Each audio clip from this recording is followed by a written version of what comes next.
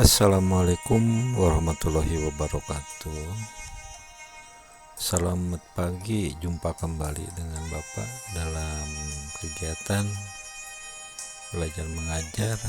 Masih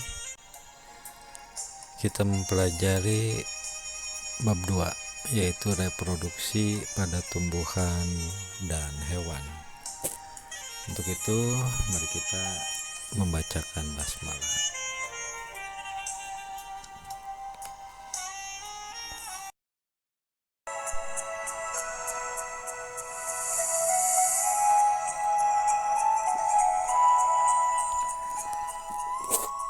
Reproduksi aseksual buatan, yaitu kita ketahui pada pertemuan kemarin, pada tumbuhan adalah perbanyakan tumbuhan tanpa melewati proses fertilisasi atau pembuahan,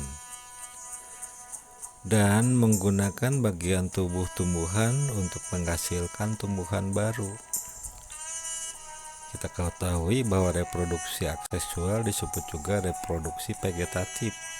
Nah, sementara aseksual buatan maksudnya adalah perbanyakan tumbuhan dilakukan oleh manusia, diperbanyak oleh manusia, ya.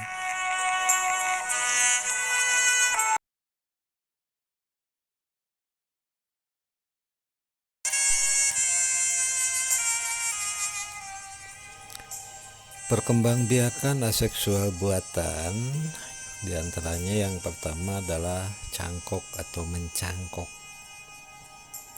yaitu perkembangbiakan dengan membuang sebagian kulit dan kambium secara melingkar pada cabang batang, lalu ditutup dengan tanah yang kemudian dibungkus atau dibalut, ya, baik oleh sabut ataupun plastik.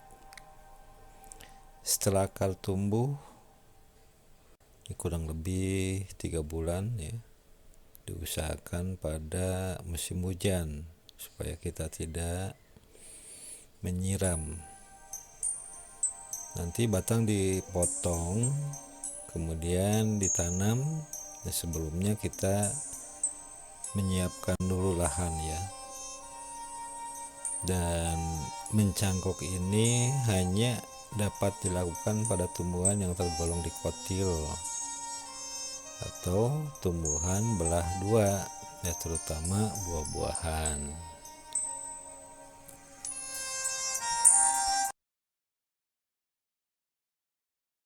Proses percangkokan dimulai dari pembikinan media cangkok.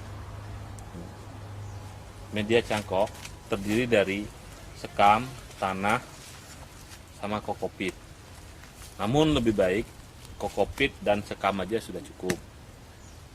Lalu media kokopit dan tanah dimasukkan ke dalam plastik. Plastik diikat ujungnya.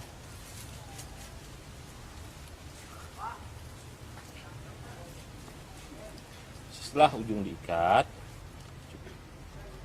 plastik tersebut dibelah.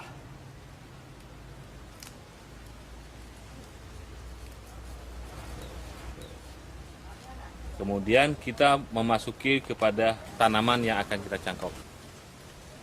Pertama, kupaslah dahan yang akan kita cangkok.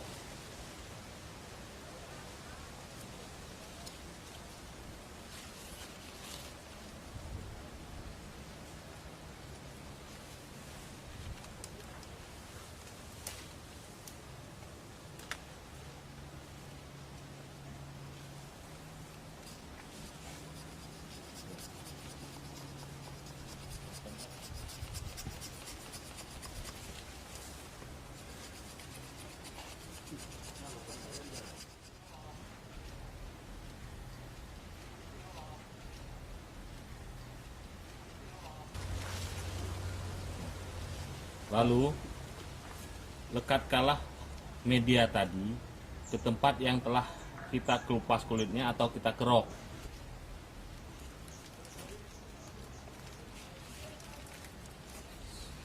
Setelah itu selesai, ikatlah kedua sisi supaya media cangkok tidak terlepas daripada dahan yang kita cangkok.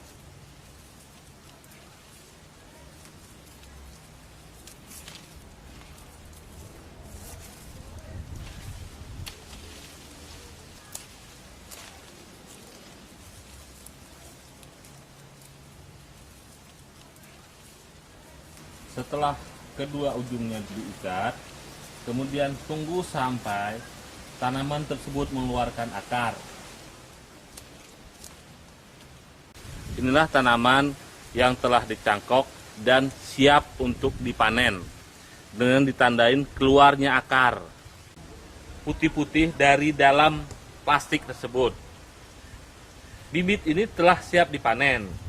Cara memanennya sebagai berikut. Bisa Anda lihat, dipotong, lalu dibersihkan daun-daun,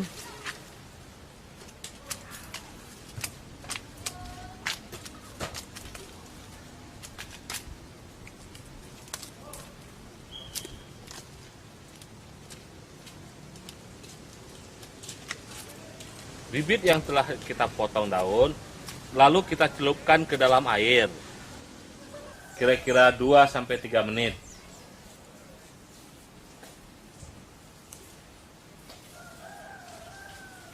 Setelah bibit dicelup sampai media cangkokan basah, bibit ditidurin 2-3 hari.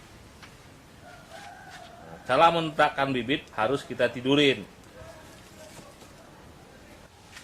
Alasan kenapa kita harus menidurkan bibit setelah bibit tersebut kita potong dari cangkokan, karena kalau bibit kita berdirikan secara vertikal, terjadi gaya gravitasi sehingga akar sulit memompa air ke atas karena akar tersebut masih stres. Namun, kalau kita tidurkan akar memompa air ke daun, lebih gampang sehingga persentase hidup lebih besar daripada bibit yang kita berdiri tegak secara vertikal.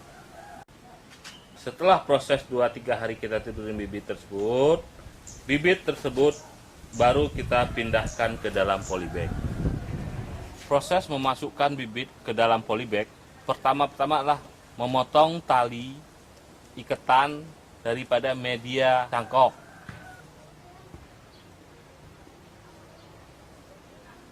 Kedua, plastik yang mengelilingi media cangkok harus kita buka sebahagian.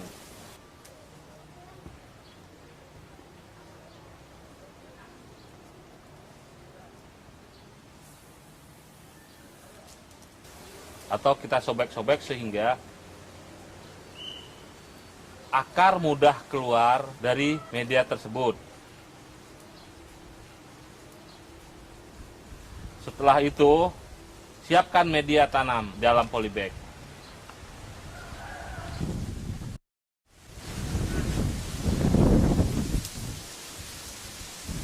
Masukkan cangkokan ke dalam polybag, tutupkan kembali dengan media tanam.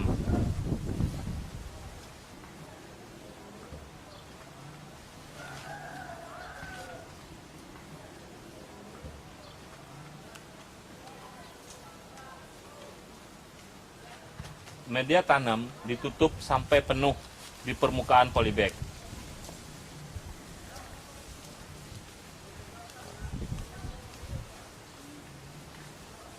Lalu sesudah itu siram bibit tersebut 2-3 hari sekali. Tempatkan di tempat yang teduh. Ini adalah contoh-contoh perbanyakan dengan pancangkokan. Ini dilakukan terhadap bibit pohon jambu citra.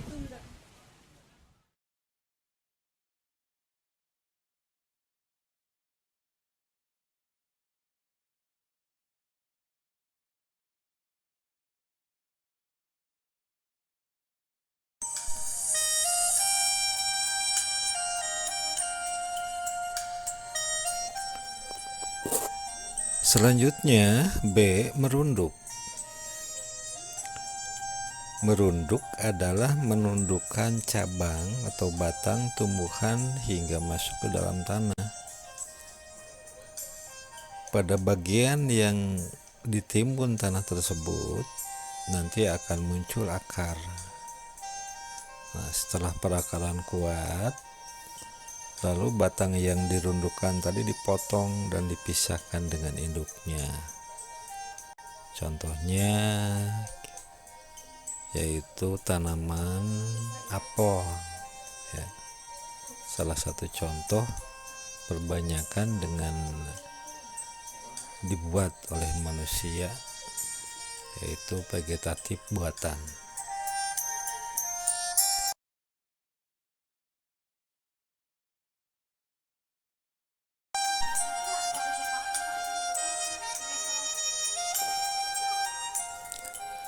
Yang selanjutnya, menyambung atau enten. Mengenten adalah menyambung dua jenis tumbuhan yang berbeda. Ini tanamannya bisa tanaman dikotil ataupun tanaman sayur-sayuran ya. Mula-mula biji tumbuhan disemaikan. Nah, setelah tumbuh sebesar yang diinginkan, lalu dipotong dan disambung dengan potongan cabang atau ranting jenis tumbuhan lain yang kualitasnya lebih baik dan diameter batangnya kurang lebih sama. Lalu dibalut dan diikat dengan kuat. Ini hasilnya nanti bisa kalian lihat, yaitu tumbuh tunas-tunas yang baru.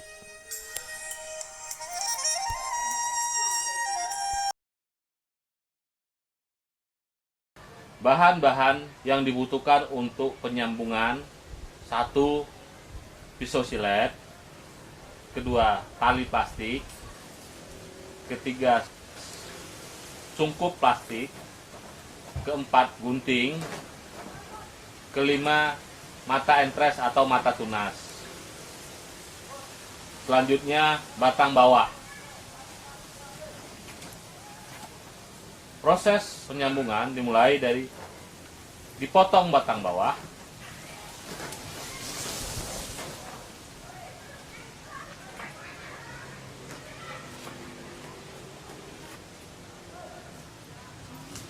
kemudian batang bawah dibelah bentuk V,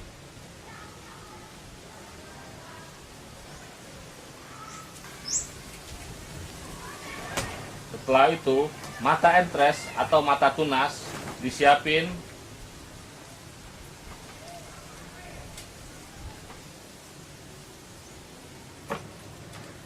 ujungnya dilancipin,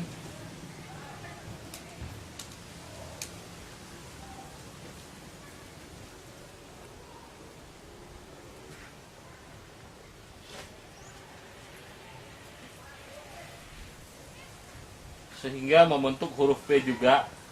Kemudian mata tunas tersebut dimasukkan ke dalam batang bawah yang telah kita buka tadi. Setelah proses itu, ambil tali plastik, lalu diikatkan sampai semua yang kita buka tadi semua tertutup.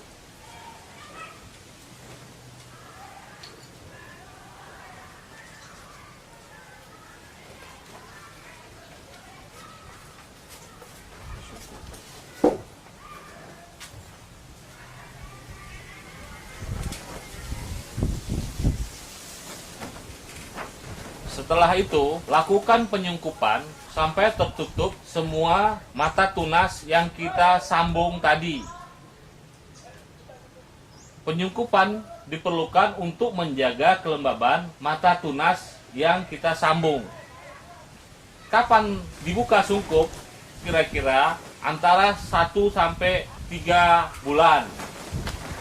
Kita melihat kalau seandainya tanaman tersebut hidup, proses pertumbuhan berhasil. Ini terlihat dengan tumbuhnya mata tunas.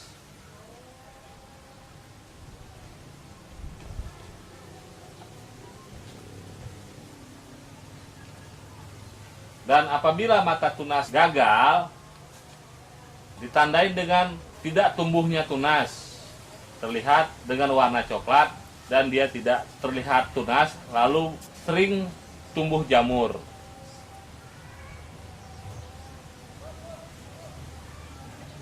Ini yang setelah kita lakukan sambungan yang berumur 2 bulan.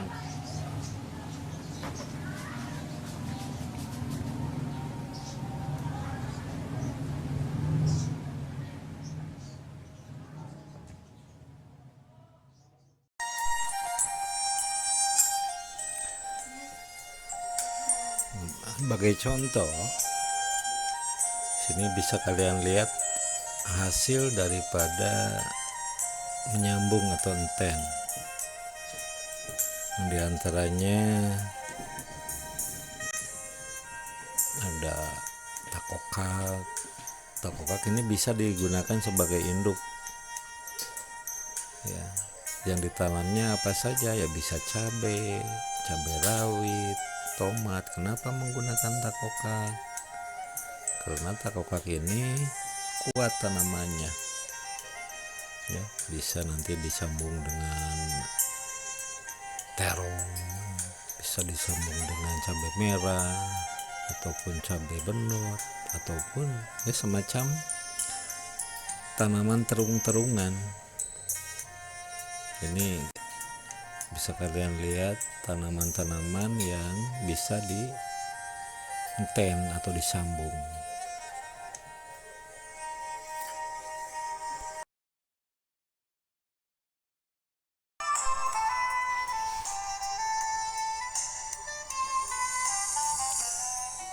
Kita lanjutkan anak-anak, masih yaitu perkembangbiakan secara aseksual buatan, menempel atau okulasi. Okulasi pada dasarnya sama dengan mengenten, tetapi tumbuhan yang ditaruh di atas hanya diambil mata tunasnya saja. Kedua macam tumbuhan yang diokulasi biasanya mempunyai kelebihan-kelebihan tersendiri. Contoh, tumbuhan jeruk, untuk tanaman inangnya akarnya kuat, tahan hama. Nah, nanti ditempel tanaman jeruk yang rasanya manis, baik ini jeruk Garut ataupun jeruk sim, atau juga bisa dengan jeruk-jeruk yang lain. Nah, untuk tanaman okulasi ini bisa satu tanaman menghasilkan bermacam-macam buah-buahan, ya, bermacam-macam aneka buah. Itu kelebihan dari okulasi.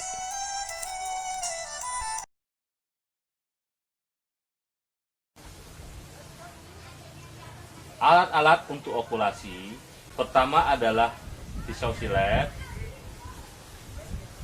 kantong plastik, bibit tanaman yang akan kita lakukan okulasi, entres tempat kita mengambil mata bibit unggul. Antara batang bawah dan mata entres atau mata tunas harus sejenis. Selanjutnya, proses okulasi dimulai dari memotong tali plastik.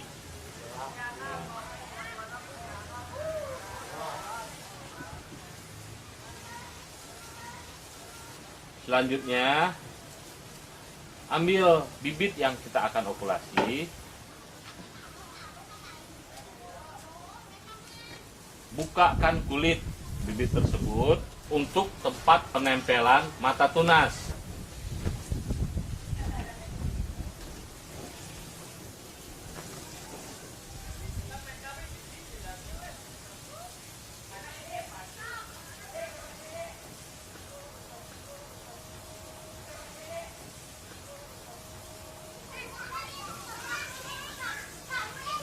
Selanjutnya, ambil mata entres dari bibit unggul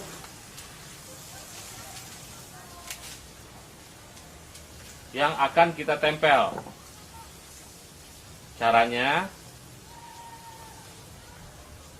buka di setiap mata tunas entras tersebut. Tempelkan mata tunas tersebut ke batang bawah yang kita inginkan.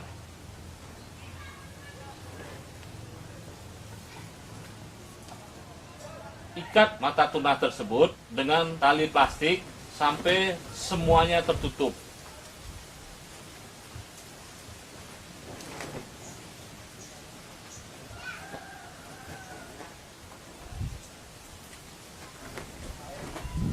Setelah kita lakukan penempelan dan kita tutup dengan plastik,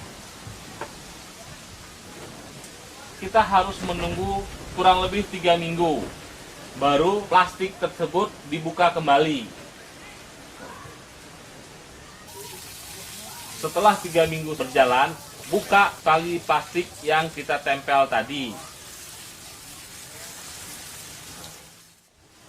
Kita melihat apakah mata tunas tersebut masih hijau, itu berarti okulasi kita berhasil.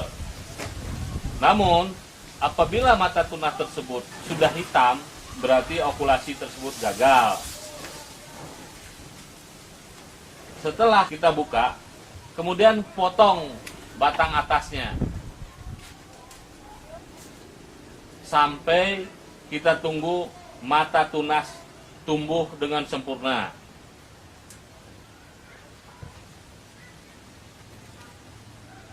Inilah contoh bibit yang okulasi sempurna, ditandain dengan tumbuhnya mata tunas. Selanjutnya, mata tunas akan bertambah besar sejalan dengan waktu. Inilah contoh bibit yang telah kita okulasi yang berumur selama 1 bulan.